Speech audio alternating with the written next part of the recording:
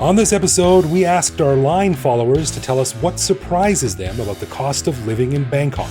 So if you want a good idea of what people are paying more and less for to put in their shopping bags, you'll love this episode of the Bangkok Podcast.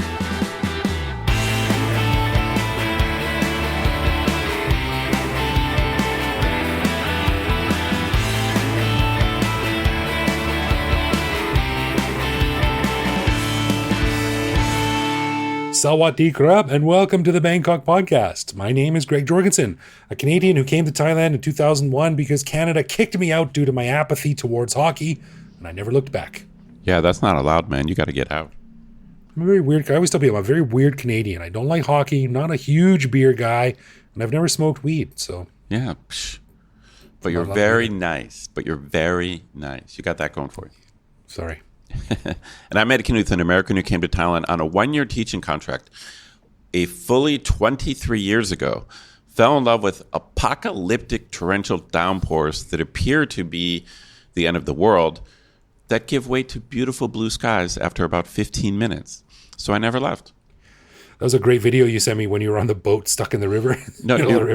No, it really is like, oh my God, this is the end of the world. I mean, there's crazy, I'm sure listeners, most of you guys have probably seen these, but if you just Google like images of Bangkok clouds, there's incredible cloud formations over Bangkok. And some of them, they look like the end of the world. They look like something out of, X-Men 3 and like some ancient Egyptian god is returning to Earth or something. You know what I mean? Yeah. And I left work yesterday. And, the clouds were coming in and the wind was whipping around. People were running out of the building. No, it's the end of the world. It's the end of the world. You have 4.5 minutes to get to shelter. Not 5 minutes. That's right. 4.5. Yeah. And if it's not in 4.5, you're toast. Yeah. Or if you're someone like me who relies on taxis, you're screwed. Like as soon as the clouds get bad and it gets dark, you better get a taxi right there. As soon as it starts raining, you're not getting a taxi for an hour.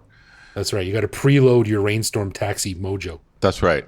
Now, the odd thing is it looks like the end of the world. There's a massive downpour. And then 20 minutes, maybe 30 minutes if it's longer, 30 minutes later, it just breaks and the sky is beautiful, blue skies. And you're just like, did that happen? Did that just happen? I mean, is it San Francisco that has the joke about if you don't like the weather, just wait 15 minutes? Is that San Francisco? I don't know, man. I mean, I've been to San Francisco. It wasn't like that, but I feel like Thailand is like that during the rainy season. Yeah, you're right. That is Thailand. Very much. Just wait 15 minutes. All right. We want to give a big thanks to all of our patrons who support the show. Patrons get every episode a day early, behind-the-scenes photos of our interviews, a heads up to send questions to upcoming guests, and access to our Discord server to chat with me, Greg, and other listeners around the world. But best of all, patrons also get an unscripted, uncensored bonus episode every week where we riff on current events and Bangkok topics. On this week's bonus show, we chatted about my 23rd anniversary of living in Thailand, the two poor women that Greg inadvertently frightened this past week. Only two, Greg? I mean, usually it's like 5 or 6. These ones stood out. And of course, updates on Thai politics, including news of our new prime minister and the return of Thaksin Shinawatra. To learn how to become a patron, click the support button at the top of our website. I hate to do this, but I got to say there's going to be some people out there who are probably screaming right now. It's actually Shinawat. Yeah, whatever. When I'm speaking English, I'm just going to read it like it's in English. Right. I'll see you at Suvarnabhumi Airport. That's right. Suvarnabhumi. And as always, if you have a comment, a show idea, or just want to say hi, head to bangkokpodcast.com and click the little microphone button on the bottom right to leave us a voicemail that we'll play on the show. Alrighty then. So this episode, this was inspired by a conversation that Ed and I were having about prices in Thailand. Now, long-term listeners might remember a few years back, we did our first annual cost of living show, and we kind of sort of never got around to doing another one. So we figured it was time to revisit the topic, but this time with a bit of a twist. The other night, we turned to our friends online. All 455 of them had 455 friends online. That's pretty good. Nice. A couple of yahoos with a radio show. And asked them two simple questions. What is something in Bangkok that's more expensive than you expected it to be?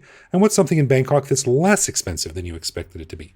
We got some great answers back that cover a pretty broad range of life and living in Bangkok, so we thought we'd discuss. I love this idea, Ed. It's your idea. And I think it's about time we do another one about the cost of living, because I think that's a pretty popular topic these days. Agreed. I think it is a good idea. The funny thing is, I'm very bad at this kind of stuff. I'm whatever. I don't want to get into it, but I'm not the best at managing money, and I'm not a good deal finder, and I just go where I want to go and then buy what I want to buy, and I'm just not good at finding deals, or hey, dude, if you just walked across the street, it'd be half as much.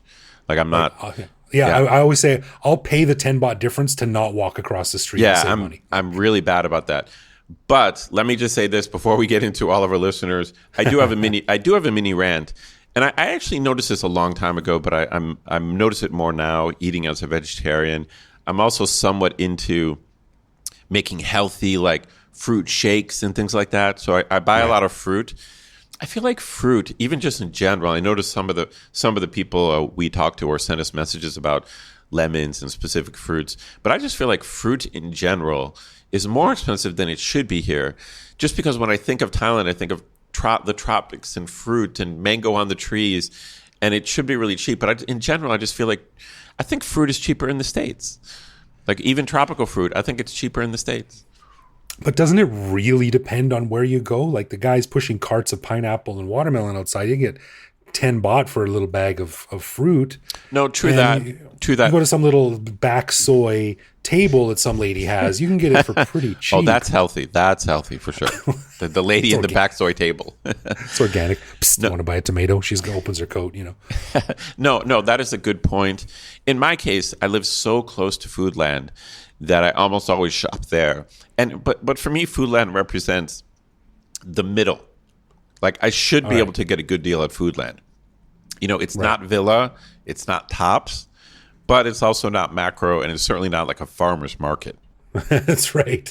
Well, it's funny you mention that, because I live close to a villa, and I swear, man, a majority of their profit must come from vegetable sales, fruit and vegetable sales. I'm with you. The fruit and vegetable. I mean, definitely at Villa, but even at Foodland, I'm telling you. Thailand, I'm just going to say it. I think it's hard to believe, but Thailand is not a great place to buy fruit. Maybe I should. Okay, I didn't. In this case, I didn't have time to do research for this show, but I'll send a message to one of my sisters back in Ohio, and I'll just ask them. Having to compare fruit prices. I think it's cheaper in the States. Even something like mangoes. Now, mangoes are weird when they're in season in Thailand. As you would expect, the price kind of plummets. 40 baht a kilo or something like that. But man, when they're out of season, it's insane. 120, 150, 180, 200. Really?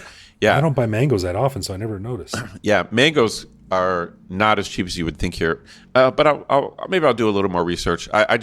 That's just like my general take. You would think this would be the land of fruit where, the one thing you could get is cheap fruit. But I don't think it is. No, man, it's the land of smiles. Those are almost free. But that's correct. You got to pay.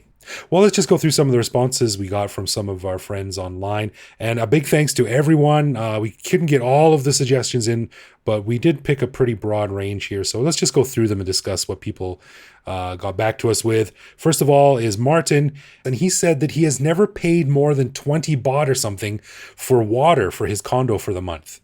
And it got me thinking, like, I don't even know how much I pay for a water fee for my condo. I don't even know how much I pay either, but I think it's more than that. That's pretty low. I mean, I take long showers. I bet you I remember years ago, it was like something like 150 baht. So I'm paying more than that, but it's still pretty damn cheap. I agree. Right. So I'm going to agree with this. Well, I did some research for some of these answers too, and I checked in some Canadian cities, and it averaged about $45 a month for water. So even if he's off by a factor of 10, it's still much cheaper here. Way cheaper, yeah, that's right. So yeah, that's something that like I don't. It's cheap enough that I don't even bother thinking about it. So yeah, that's a good one. That's a pretty good one.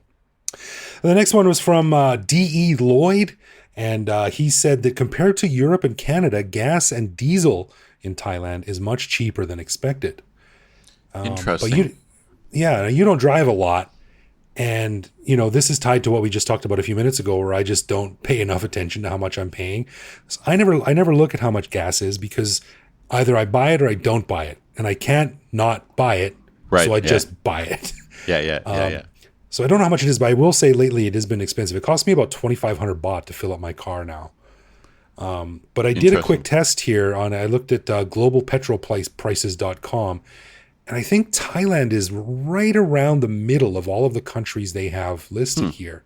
Interesting. And the price for a liter in US dollars of fuel is on the low end in Algeria and Kuwait is 0.337, so 33.7 cents. And then at the top end is Hong Kong at $3.67. Damn. So a factor of 10, right? Yeah, and Thailand is right in the middle with about $1.36. Gotcha. So there we go. But and let's see what it is in Canada. Is $1.42. Similar. And let's say Germany is $2.02. So Thailand is definitely cheaper. For sure. It's good if you have a car. Our friend Ants, he said, what costs more are imported textbooks. That is so true. No, I mean, it just books in general, which are mostly imported, are way overpriced. It's funny, that didn't even pop into my head, but he's absolutely right about that. Books are insane. A book that's $20 in the States will be $75 here. That's crazy. 3,000 baht or 2,500 baht. And he went on a bit of a rant. He says it's because the stupid government thinks imported things are luxury products and not something that will benefit the country by increasing the overall knowledge of the public. So. He may be right about that. Yeah. If there's anything you would want to subsidize, it would be books, right? That's right. That's right. I mean, everyone's going to benefit from that. So, if you got to buy books, you're out of luck. More expensive in Thailand than you think. Matt got back to us, and my eyes popped out of my head at this answer because, of course, they did. He said simply, boob jobs are very cheap. Now, this is absolutely true. I've asked many denizens of nightlife establishments how much they paid for the boob jobs, and it's surprisingly low. I mean, it's not going to be something like $200, but a lot. It might be something like 50,000 baht, 60,000, 70,000 baht. So you're looking at $1,500, $2,000, $2,500, which right. I think compared to the Western world is pretty cheap. Right. Well, allow me to go off on a little bit of a tangent here. I did ask a friend of mine whose wife has had several boob jobs, and he got back to me with a whole bunch of information. And let me just read the messages he sent back to me. He said Bangkok Beauty Clinic, experienced one, caters to Nana girls, costs about $2,500. A USA plastic surgeon costs between $10,000 and $14,000. Bangkok hospitals, slightly more expensive, but do a worse job because they do fewer overall jobs. The private clinic surgeons can do like 4 or 5 a day. All the girls talk and compare, same for noses and tummy tucks. And the good artists and surgeons that make them bounce right and are balanced and sized correctly get referrals on referrals, etc., etc. They also run promotions on Facebook, bring your friend, buy one, get one half off kind of thing. Oh my gosh. Wait, so how much are the good ones? Well, I'm assuming that he got some pretty good ones because he's a man with good taste. Okay, but I mean, he threw in the American price, so he's not talking about an American plastic surgeon here, is he? Or he's no, I think in the States.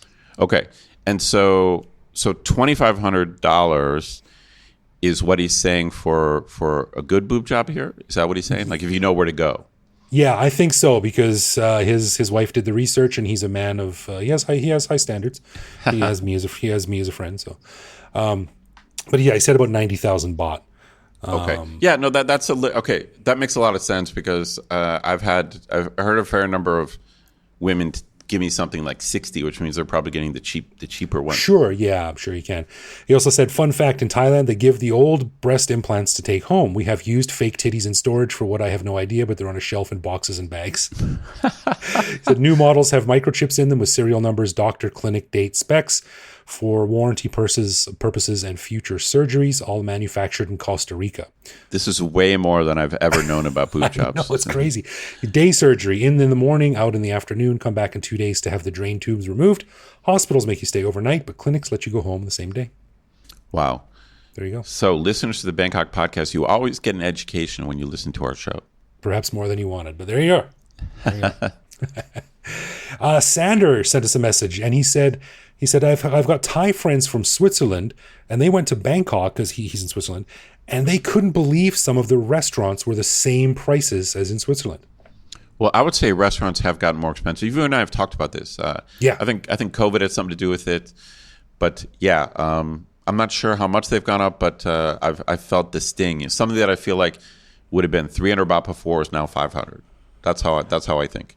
Yeah, I totally agree. And we've said on the show before, like, I really think you could probably spend a day and night out in Bangkok and a day and night out in Tokyo and have fun and probably spend about the same. You're not automatically going to be blowing tons and tons of money if you're careful about it in either city, but it's easy to spend like it is much more than you imagine you will in Bangkok.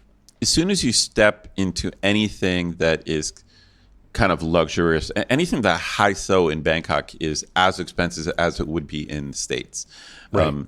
It's just there are kind of lower rent places which are cheaper, street restaurants.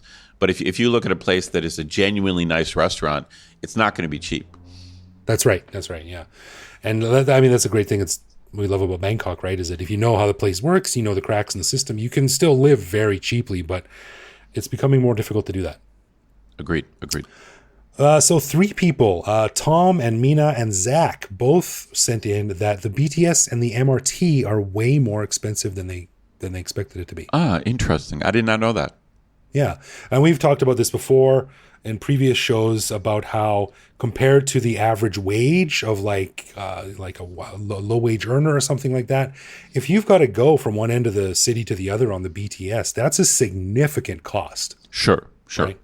And so Tom actually said the one in Bangkok is more expensive than Singapore, Taipei, Hong Kong, or even Japan. Wow, I did not know that. I didn't know that. I was like, what? No, get out of here. That's not possible. So I looked it up, and he's right.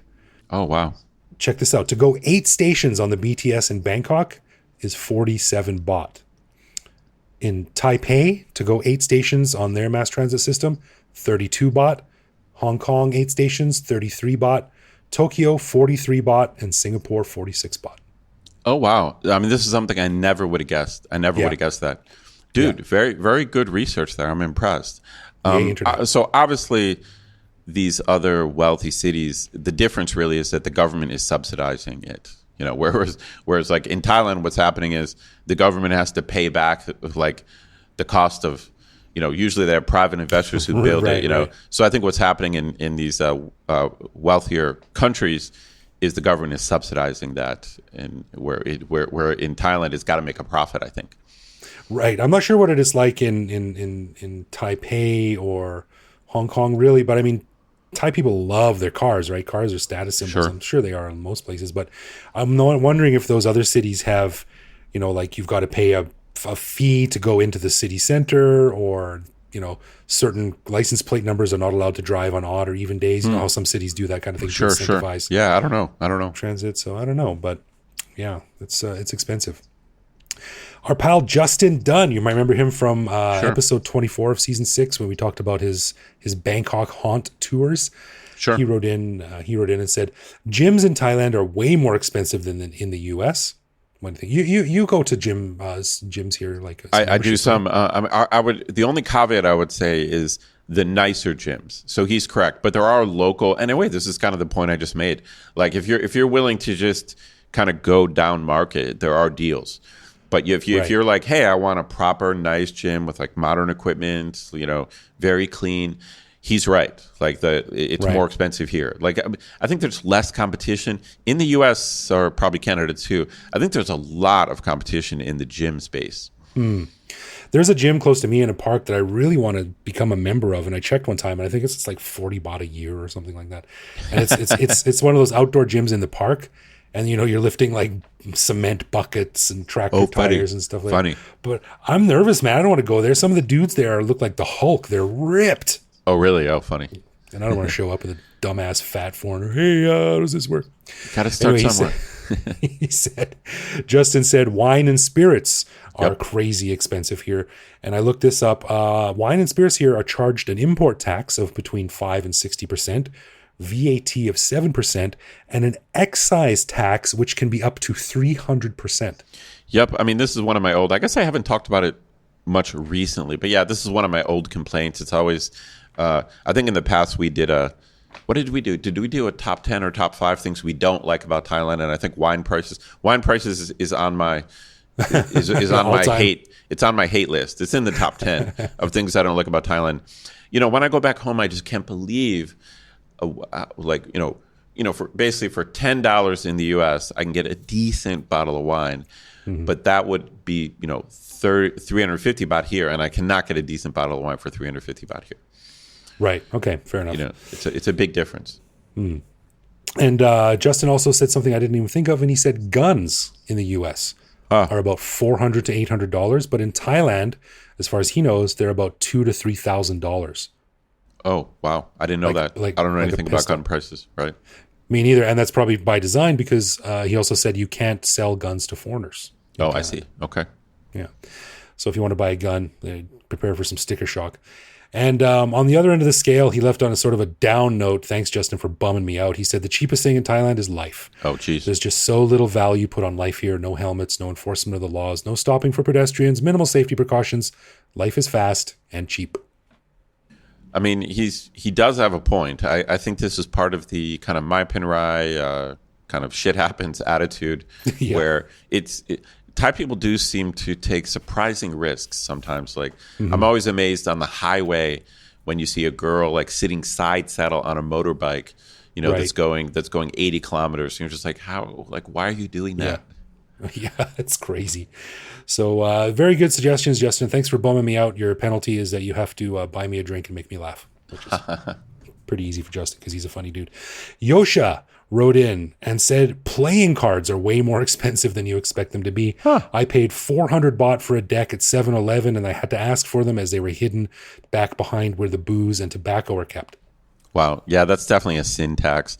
Back in the day, I remember this. It's been about 10 years since I was playing cards much, but I do remember this. Yeah, agreed. Yeah. And he said the cheapest thing that I was surprised by are prescription glasses and lenses and frames for glasses.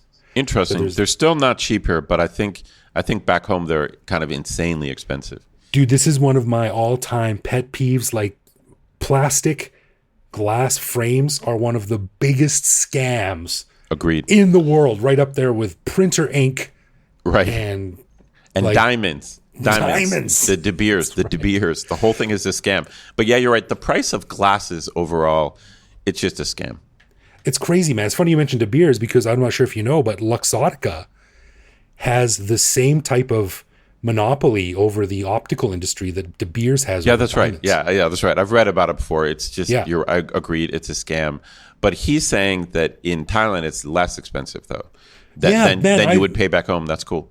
Yeah, I've been to markets all over the place, and you can see, 500, 800 baht for a nice-looking pair of frames. And they're probably not going to last you for 30 years, but Jesus. Cool. Good deal.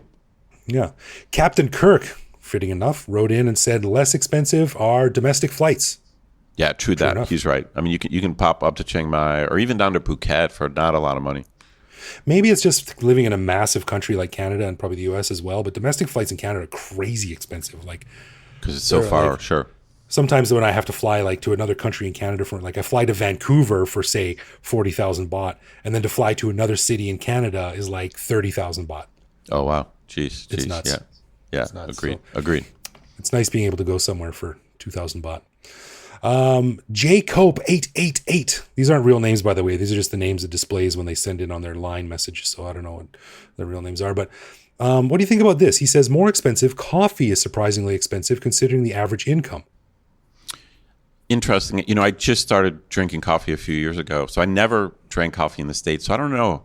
I can't. I mean, the bottom line is if you're buying coffee at Starbucks, you're definitely paying too much. I mean, I sometimes do it, but certainly Starbucks is pretty insane. But I don't know if Starbucks here is more than. I think Starbucks is expensive everywhere. I think so too. But even if you go to those little, a little hip cafe on the corner, an independent thing on the corner, coffee is still. It's still going to run you 40, 45 baht, depending on what you get. I would say at least. Yeah, I would say at least. Is there any other... So what is that, $1.50 or something like that? something like that. $1.50. But 40 or 50 baht, like, is there any other drink you get that costs that much? Like most, like a soda or something is 10 How baht, much 12, is 20 baht. how much is a cup of coffee back home? I got no idea. It all really depends where you go, but Yeah. I think compared to what the average wage is here, I think, you have 2 or 3 coffees a day, that adds up pretty quick. I would believe that. Yeah. And he said another thing, it's funny that we were just talking about wine, but he said what's less expensive than he expected was Wine Connection. I like Wine Connection. I think it's a fairly good deal for what you get. I agree. Yeah, I love Wine Connection. It's funny, a few years ago, I was there with my sister and her boyfriend who owned a very nice restaurant in Canada, and they worked their whole lives in the F&B industry. And he was mystified, my sister's boyfriend, he's a chef. And he was like, how can they make this food this good at this price? He's like, the economics just don't add up. I can't figure it out. Interesting. Well, I think Wine Connection is a good example of a place that's nice, but it's not as expensive as you would think. You think like, okay, this is going to be an $800 thing, but it's like a $400. You think it's going to be an 800 baht thing, and Right. it's a 400 baht thing. Yeah. I think it's a surprisingly cheap restaurant with some surprisingly good food. I like it. Agreed. Yeah. And John, he says, more expensive medications at the hospital pharmacies. Yeah. Yes, it's generally a bad idea to get your medicine at the hospital pharmacy than finding it somewhere else. I mean, but that's usually the way the bill is set up. So you go to pay your bill, and it's sometimes all combined in. Right. Yeah. So that's like a little Thailand hack that some people don't know. Like when the doctor sends you to pick up your meds at the hospital, just say, no, thanks, I'll get them outside. And then just walk down the street to Boots or something and get most of the same things for probably 25% less than you were. That's a good hack, a very good hack. Yeah. He also said what's less expensive than he thought was Apple products. You'll have to speak to that. Yeah, I did a little bit of research on this, and Thailand, some products in Thailand, some Apple products in Thailand are cheaper than in a lot of other places, but especially if you're a tourist, because you do get the tourist rebate, right?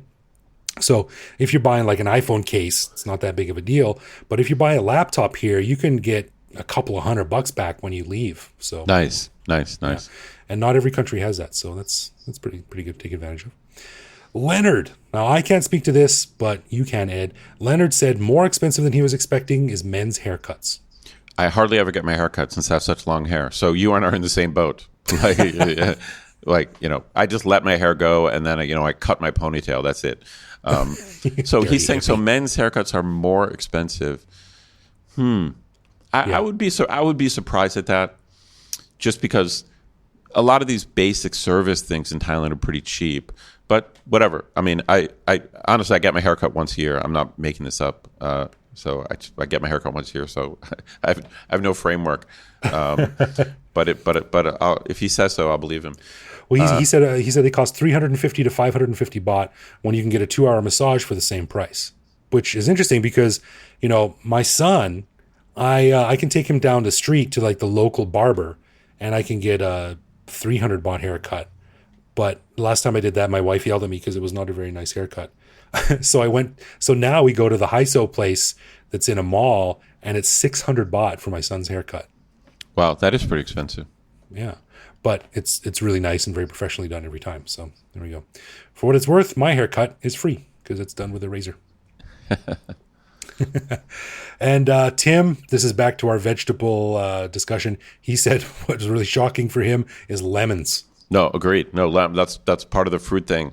Lemons are crazy expensive here, and part of the problem is lemons are not really a Thai thing. Like they're all about limes, Yes. And lemons are lemons to them are weirder and exotic. I don't even know the Thai word for lemon. Isn't it just same? Isn't it Manao as well? Like I thought it would be like Manao Farang or something. No, I think they say they say Manao Luang. I think a yellow lime. This just says Manao, and Google Translate says Manao. I think they use the same word, but of course you can specify. I want a yellow one. I guess so. Yeah, so lemon lime or a yellow lime. That makes sense. Yeah. But No, I agree. Lemon's crazy expensive. One time around Thanksgiving, I went into a villa and I saw a pumpkin, like a big old school pumpkin that you used to make a jack-o'-lantern with. It was almost 3,000 baht. Oh yeah, for sure. Yeah. Eric, he wrote in and said, something that's less expensive than he thought was laundromats. He said it costs 50 baht for a load at the one he goes to. So that's I don't use laundromats. Yeah. Is that $1.75? That probably is less than it would be in the States. I think so. It's pretty cheap for a load of laundry. You do a couple of those a week. You're spending like $4 a week on laundry. That's not so bad. Agreed.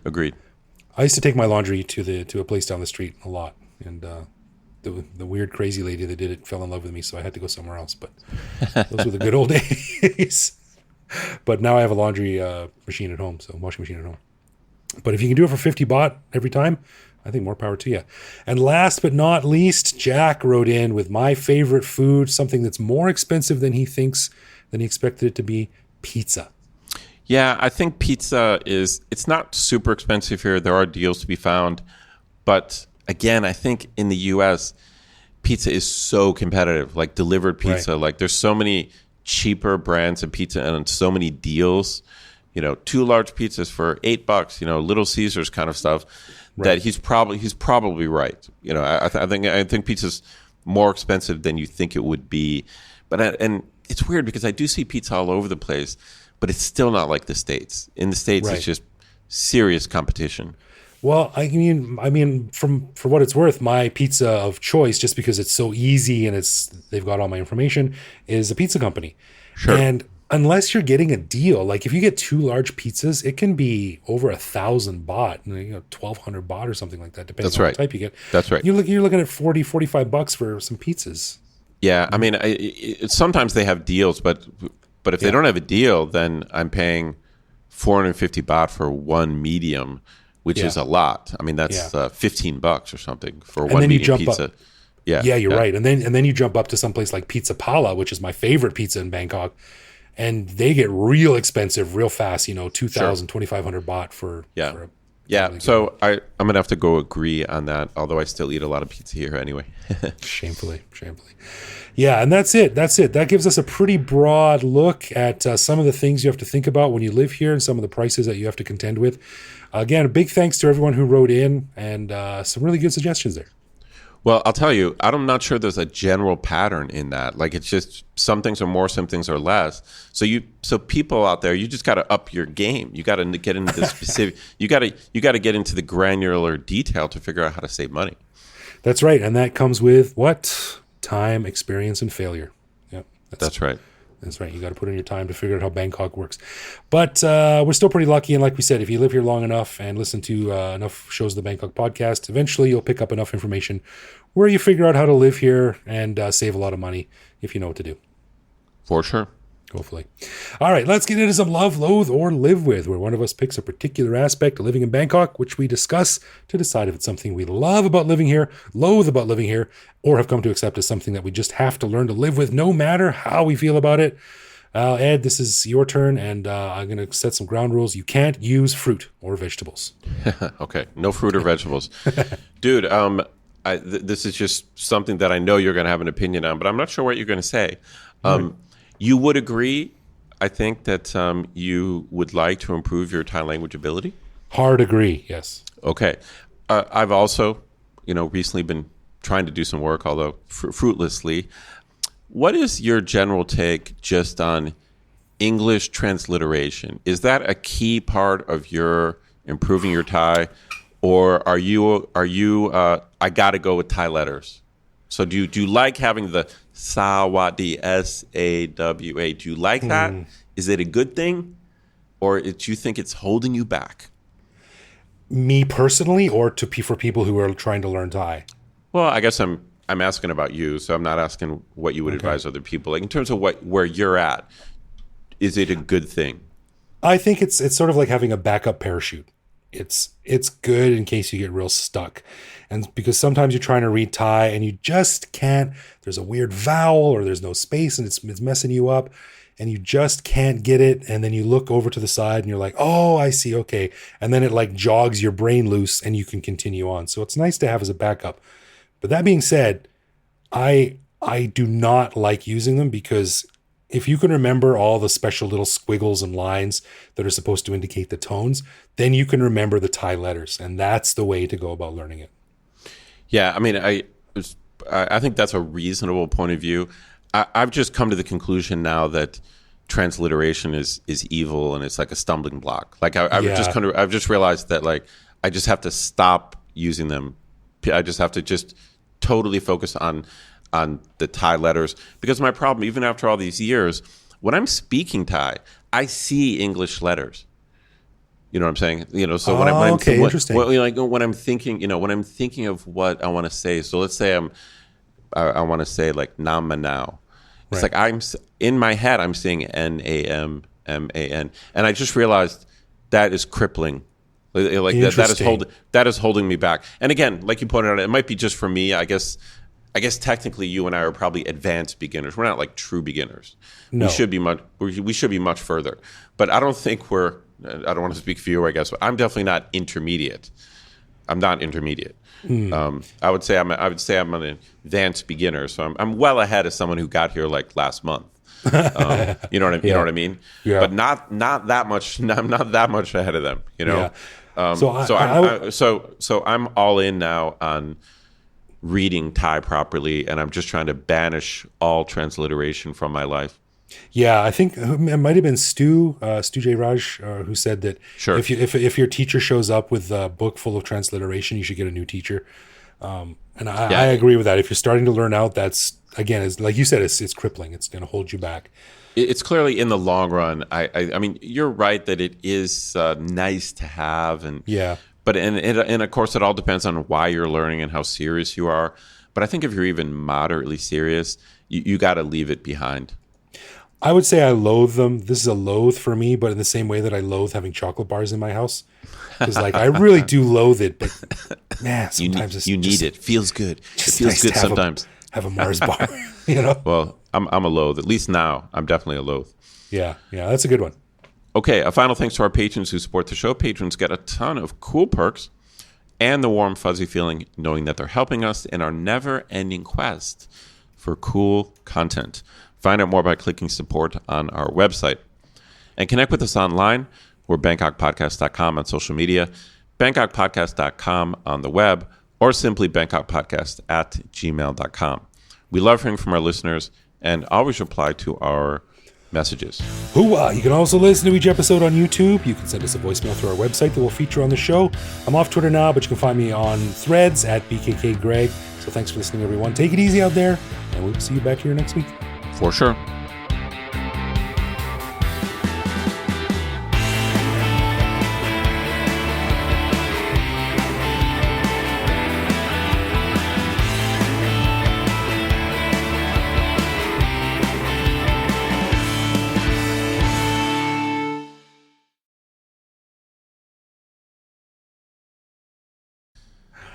All right.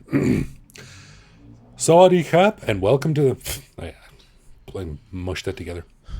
Maybe it has something to do with the Dr. Daniel hazelnut liqueur that I just polished off.